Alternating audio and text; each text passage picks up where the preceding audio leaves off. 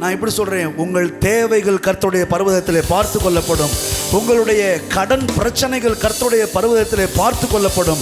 உங்கள் தொழில் காரியங்கள், உங்கள் வியாபார காரியங்கள், உங்கள் பிரயாசங்கள், முயற்சி காரியங்கள் எல்லாமே கர்த்தருடைய பர்வதத்திலே பார்த்து கொள்ளப்படும். உங்கள் பிள்ளைகளுடைய வாழ்க்கை கர்த்தருடைய பர்வதத்திலே பார்த்து கொள்ளப்படும். உங்கள் குடும்பத்தினுடைய முழு பொறுப்பையும் கர்த்தருடைய பர்வதத்திலே பார்த்து கொள்ளப்படும். உங்கள் எதிர்காலம் கர்த்தருடைய பர்வதத்திலே பார்த்து கொள்ளப்படும். மொத்தத்தில் கர்த்தருடைய பர்வதத்திலே எல்லாம் பார்த்து கொள்ளப்படும்.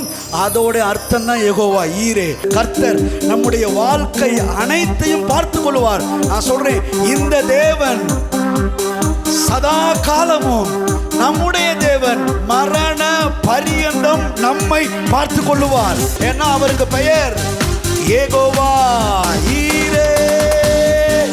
எல்லாம் பார்த்து கொள்வீர், எல்லாம் பார்த்து கொள்வீர்.